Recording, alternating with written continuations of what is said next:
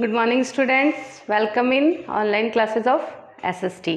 ठीक है, we started our first chapter of 9th the French Revolution. Now continue the chapter. तो अपन ने उस लास्ट जो क्लास हुई थी या जो फर्स्ट क्लास हुई थी उसमें अपन ने ये देखा था कि जो फ्रेंच रिवॉल्यूशन हुआ था वो क्यों हुआ था, रीजंस क्या थे, उसके मेन हीरोज़ क्या थे। ठीक है, अब जो अपना नेक्स्ट पॉइंट है वो है the outbreak of the revolution.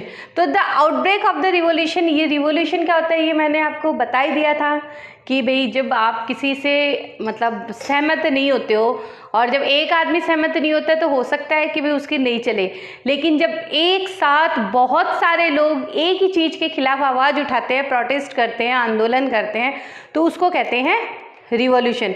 और अगर आपकी डिमांड जायज़ है, आपके साथ में बहुमत है, जनता है, तो आपका वो रिवॉल्यूशन सक्सेस हो जाता है। और जब वो सक्सेस हो जाता है तो वो इतिहास बन जाता है। बुराई के खिलाफ आवाज़ उठानी चाहिए, यही चीज़ हुई थी फ्रेंच रिवॉल्यूशन में। उनके साथ में जो थर्ड स्टेट वाले थे, उनके साथ में नोबल वाला जो फर्स्ट स्टेट था और जो सेकंड स्टेट था ये क्लर्जी वाला, वो लोग उनके साथ में बहुत ज़्यादा शोषण करते थे। अब ये है कि अब आ जाओ ये अपने इसमें the outbreak of the revolution. इसमें फ्रांस का किंग कौन था? लुइस 16। फ्रांस का किंग कौन था? लुइस 16। और ये कैसा था? ये बहुत क्रूल था। ये किंग तो होना चाहिए ना लाइक ए फादर, जो अपने सारे बच्चों को इक्वल माने, ये ऐसा नहीं था। इसने एक असेंबली में क्या रूल था कि खाली फर्स्ट स्टेट वाले यानी जो नोबल फैमिली वाले हैं और जो सेकंड है क्लर्जी वाले वो आ सकते थे, थर्ड स्टेट वाले कैंडिडेट्स उसमें शामिल नहीं हो सकते थे। ठीक है ना। फिर जो थर्ड स्टेट वालों ने उन्होंने अपनी डिमांड्स रखी। ये जो इम्पोर्टेंट लाइन्स हैं इनको अंडरलाइन भी करते जाओ, ये मैंने लिखी भी है, सेकंड पैराग्राफ में है ना। उन्होंने अपनी डिमांड्स लिखी और उस डिमांड्स में लिखे 40,000 लेटर्स थे। मतलब 40,000 लेटर्स में उन्होंने अपनी डिमांड रखी कि हमें भी इक्वलिटी का राइट चाहिए, हमारे भी कुछ टैक्स कम कर दो, आप उनके बढ़ा दो, हमारे वेजेस बढ़ाओ, हमारे साथ में जो पार्शलिटी होती है वो सब बंद करो। तो लुइस 16 ने एक ही बार में उनकी डिमांड्स कैंसिल कर दी। ठीक है, क्यों? वो इसलिए कर दी कि जब उन्होंने लिखा तो each state had one vote, जो प्रत्येक स्टेट था उनके पास में खुद का एक ही वोट था। तो वो लोग ये चाह रहे थे, और वो क्या चाह रहे थे ये देखो, third state demanded for voting now the conducted by the whole where each member would have one vote.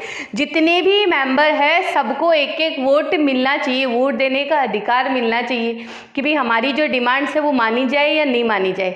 लेकिन लुइस 16 ने उसकी इस बात का खंडन कर दिया। उसने कहा कि हर स्टेट का एक ही वोट होगा और जो थर्ड स्टेट वाले हैं उनको वोट देने का राइट भी नहीं था। तो इस तरीके से जो इनका लेटर आया, इस लेटर को वोटिंग सिस्टम से लुइस 16 के ही असिस्टेंट थे, जो मिनिस्टर्स थे या जो फर्स्ट स्टेट नोबल वाले क्लर्जी वाले वो लोग कैंडिडेट थे, उन्होंने वोटिंग की। तो इनकी ये डिमांड्स रिजेक्ट कर दी गई।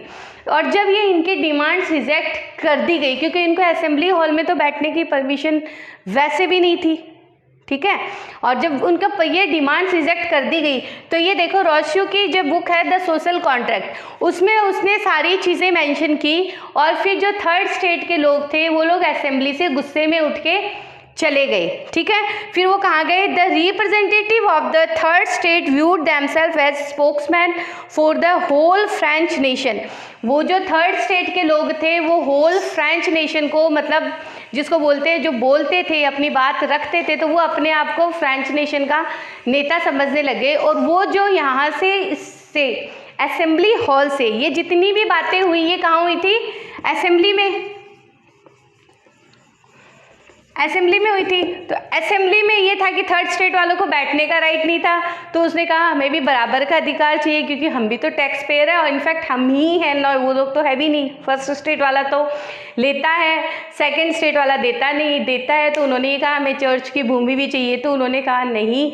और जब उनकी डिमांड्स हटा दी गई तो वो लोग एक साथ थर्ड स्टेट वाले लोग उठ के वहाँ से चले गए।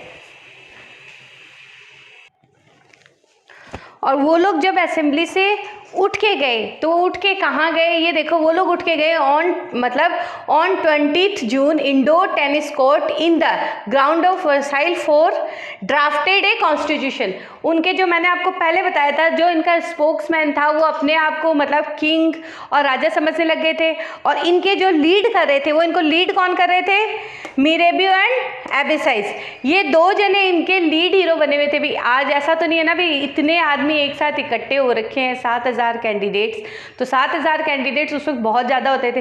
तो 7000 के 7000 तो नेता बन के नहीं बैठ सकते ना, किसी को फॉलो करेंगे तभी वो सही दिशा में जा सकते हैं, ठीक है ना। अभी ये स्कूल का भी आप देख लो, हर टीचर अगर अपने अपने हिसाब से पढ़ाएगा वो नहीं होता है ना, उनको एक गाइडलाइन मिलती है। तो गाइडलाइन जिस हेड ऑफ द स्कूल रहता है उसके थ्रू, वैसे ही इनका जो हेड ऑफ द था वो कौन थे, मिरेबियो एंड एबेसाइस। अब देखो मिरेबियो कौन है, Mirabeau was born in a noble family. जो मिरेबियो है ये खुद नोबल फैमिली में बोर्न हुआ था, लेकिन इसको पता है कि यहाँ पे जो 3rd स्टेट वाले लोग हैं इनके साथ में गलत हो रहा है, इसलिए ये आंदोलन में इनके साथ हो। और एबेसाइस एक प्रिस्ट था, ठीक है। अब ये यहाँ से उठ के गए, ये दोनों इनको गाइड कर रहे थे, और गाइड करके ये लोग कहाँ गए, on 20 June indoor tennis court Versailles में इंडोर टेनिस कोर्ट है, वहाँ गए। वहाँ जाने के बाद में इन्होंने एक डिसीजन लिया कि हम एक कॉन्स्टिट्यूशन बनाएंगे। हालांकि वहाँ लुई 16 किंग था, लेकिन इन लोगों ने, इनका जो डिसीजन पावर था, इनके पास में जो बोलते बहुमत बहुत था, कैंडिडेट्स बहुत थे इनके साथ में, इनका साथ देने वाले। तो इन्होंने क्या किया कि कहा कि हम एक कॉन्स्टिट्यूशन बनाएंगे, उस कॉन्स्टिट्यूशन को राजा को मानना ही पड़ेगा, ठीक है। तो उसके बाद में ये जो रिवॉल्यूशन है, ये जो फ्रांस है, ये एक रिपब्लिक कंट्री हो जाएगी, इन्होंने ये कहा था। अब फिर बाद में जब राजा को ये पता चला कि मेरे खिलाफ इतनी साजिशें हो रही है, तो वो आराम से, तो क्योंकि उसके पास में तो बहुत सारा पावर भी था, वो बहुत कुछ कर भी सकता था, तो उसने क्या किया, उसने क्या किया, प्राइस ऑफ ब्रेड रोज, उसने जो किए ब्रेड के प्राइस बढ़ा दिए। जो आतंक कर रहे थे, मतलब जो आतंकवादी थे, आतंकवादी नहीं बोल सकते, आंदोलनकारी, जो आंदोलनकारी थे वो उनको उन तक सप्लाई नहीं पहुँचने दे रहा था, वो भूख से मर रहे थे, वो भेदभाव थे, वो लड़ भी रहे थे, और उन तक जब खाना भी नहीं पहुँच रहा था तो वो लोग एकदम, उनका माइंड डिस्टर्ब हो गया। तो उन्होंने क्या किया, 14 जुलाई को वो एकदम परेशान हो गए। परेशान होने के बाद में सारी भीड़ एक साथ गई, बस्टाइल में वो कर दिया आक्रमण करने से क्या हुआ, इसमें देखो बेटा आपको नए वर्ड्स भी मिल रहे हैं। ये देखो, एक है चेताक्यू, ठीक है ना। चेताक्स क्या हो गया, ये है कि जो बड़े लोग हैं, जो सेकंड नोबल वाले हैं और जो क्लर्जी स्टेट वाले हैं, उनके घर टाइप में हो गए, ठीक है ना। वहाँ गए, सबसे पहले तो ये बस्टाइल में गए। ये क्या है, ये फ्रांस की सबसे बड़ी जेल है। क्या है ये, जेल। तो इन्होंने यहाँ से जो कैदी थे उनको छुड़ाया। जब कैदियों को इन्होंने छुड़ाया तो कैदी भी इनके साथ हो गए, और इन्होंने वहाँ पे जो बड़े थे, नोबल फैमिली वाले थे, क्लर्जी फैमिली वाले थे, उनके घरों पे आक्रमण कर दिया। चाकू ले गए, घर से छुरी ले गए, कांटा ले गए, और उनको मारना शुरू कर दिया। और जब उनको मारना शुरू किया तो कुछ तो भाग गए, कुछ डर के अपनी प्रॉपर्टीज़ इनको दे दी। और ये इतना भयंकर था कि ये फिर उसके बाद में 4 अगस्त 1789 यानी 14 जुलाई को तो उन्होंने जो मतलब फर्स्ट स्टेट और सेकंड स्टेट वाले थे उन पे आक्रमण किया। आक्रमण करने के बाद में आप देखो, Louis 16 finally accorded recognition to the National Assembly and accepted the principle and that powers would from now on to be checked by a constitution। Constitution में उन्होंने जो पावर हटाए हैं, जो मांगे हैं राइट्स, वो देने लगे। तो 4 अगस्त 1789 को जो France become a Republic country. तो ये देख रहे हो ना कि कब हुआ, ये सारे इम्पॉर्टेंट क्वेश्चंस है। अब वो 4 अगस्त 1789 को वो लुई 16 है, वो मान भी गया कि ठीक है भी, जैसा आप लोग कहोगे मैं वैसा कर लूँगा, लेकिन उन्होंने आक्रमण तो भूख के चलते जल्दी कर दिया था ना। कॉन्स्टिट्यूशन बनाने का उन्होंने डिसीजन कर लिया था, बना रहे थे, वो अपने आप को किंग मान रहे थे, लेकिन बीच में उसने जब उनकी ब्रेड की रोज़ बढ़ा दी, कोस्ट बढ़ा दी और उन तक सप्लाई रोक दी, तभी तो उन्होंने 14 जुलाई 1789 को अटैक कर दिया था, ठीक है ना। अब क्या हुआ, जब वो मान गया, मानने के बाद में the national assembly completed the draft of the constitution 1791। 1791 में नेशनल असेंबली ने जो ड्राफ्ट किया कॉन्स्टिट्यूशन वो कंप्लीट हो गया, बनाया।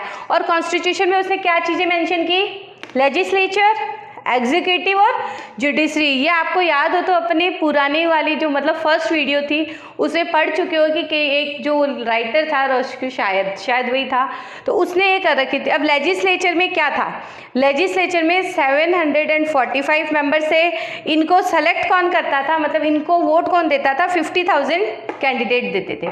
50,000 कैंडिडेट वोट करते थे, 745 मेंबर्स जीत के लेजिस्लेचर में ये मेंबर बनते थे। और इन मेंबर्स का क्या था, इन मेंबर्स का काम था कि ये मिनिस्टर अपना काम प्रॉपरली, एग्जीक्यूटिव में जो मिनिस्टर्स है ये अपना काम प्रॉपरली कर रहे हैं या नहीं कर रहे हैं, ये 745 मेंबर्स इन मिनिस्टर का ध्यान रखते थे।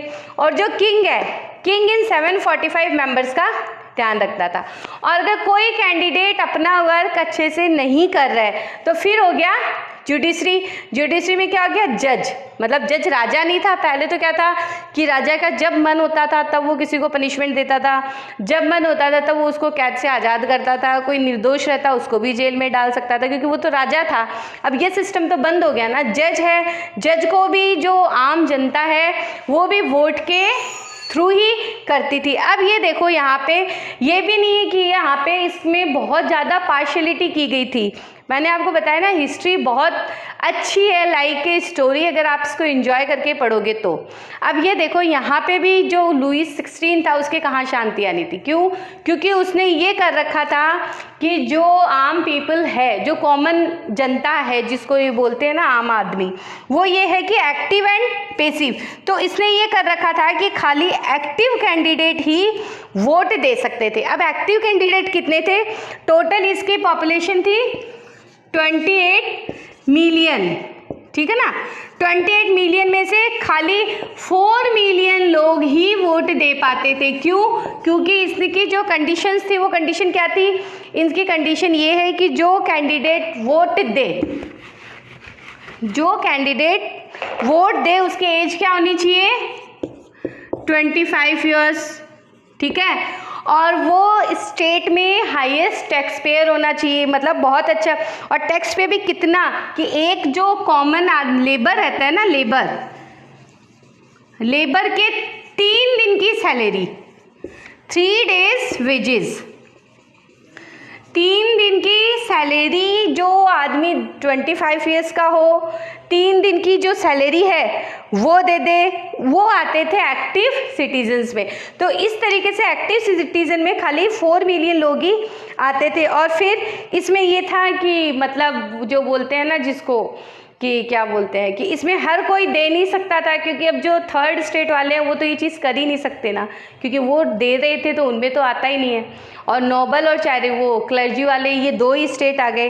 अब हो गया कॉन्स्टिट्यूशन बन गया, फॉर्मेशन हो गया, ठीक है। इसकी ये जो चीज़ थी ये क्लियर हो गई, एक्टिव और पैसिव मेंबर्स है वो क्लियर हो गए।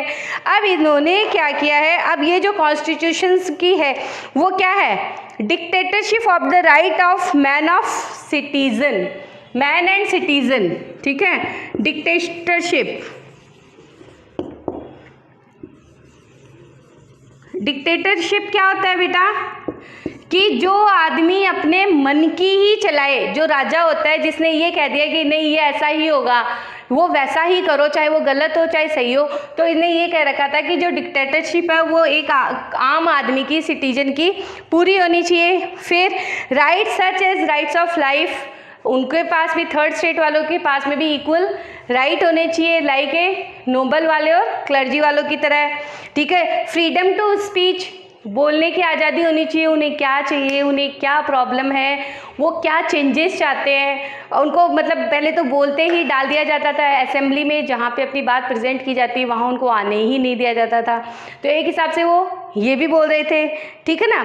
और नेचुरल एंड इनेबल्ड राइट्स, तो ये जो राइट्स है, जो कॉमन राइट्स होते हैं, ये इन्हें चाहिए था, ठीक है।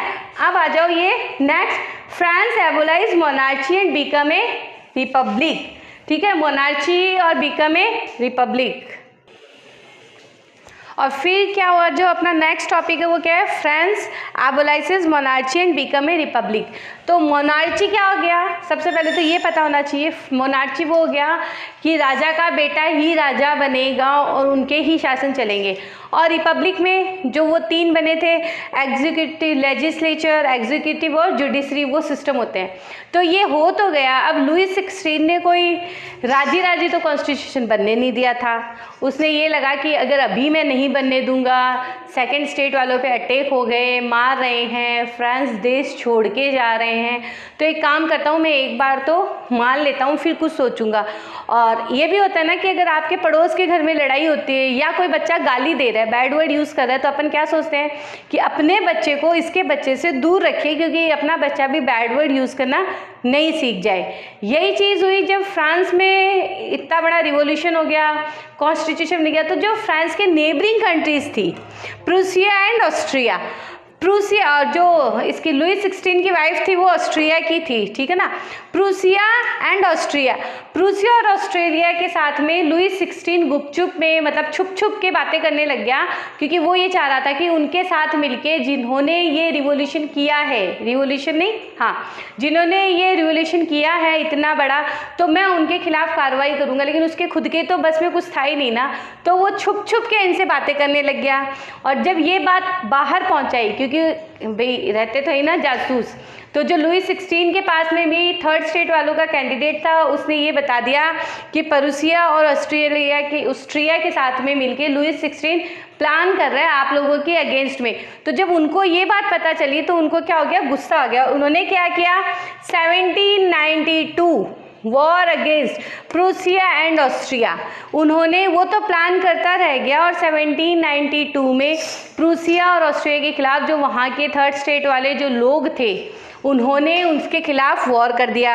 अब वॉर करते हैं तो एक गाना, जोश दिलाने वाले खूब सारे गाने बनने लग गए थे, मतलब देशभक्ति के गीत बनने लग गए थे। हजारों आदमी आर्मी में, क्योंकि बाकी आर्मी की सेना तो वैसे थी ना, हजारों कॉमन आदमी, ठीक है ना। बेटा आप लोग तो बहुत छोटे थे जब इंदिरा गांधी के टाइम पे बांग्लादेश से युद्ध हुआ था ना, तब भी देश के बहुत सारे नागरिकों को ज़बरदस्ती, इंदिरा गांधी जी ने तो ज़बरदस्ती बनवाया था। और कई लोग जो फिजिकल एक्टिव थे, जो जवान थे, उन्होंने खुद ने ये कहा था कि हमें देश की सेना में भर्ती कर लो, हमें युद्ध जीतना है, ठीक है ना। उसी तरीके से फिर वहाँ पे मरसाइल, यहाँ एक गाना है, जैसे अपना नेशनल एंथम है कि जन गण मन, वैसे वहाँ का ये हो गया मरसाइल। वहाँ के लोग जब निकल के आते थे, मर्सेलेज ये गाना था, और ये आज भी यहाँ का नेशनल सॉन्ग है। ये लिखा किसने, रोजर डे लिस्ले ने, इसने ये सॉन्ग लिखा, और ये इसका फ्रांस का आज भी नेशनल सॉन्ग है। फिर युद्ध हो गया, युद्ध होगा तो भाई कमाई धंधे तो रहेंगे ही नहीं ना। फिर वही हो गई losses and economic difficulties to people, जो आम आदमी थे उनके बहुत सारे नुकसान हुए, इकोनॉमिकल डिफ़िकल्टीज़ बहुत ज़्यादा हुई।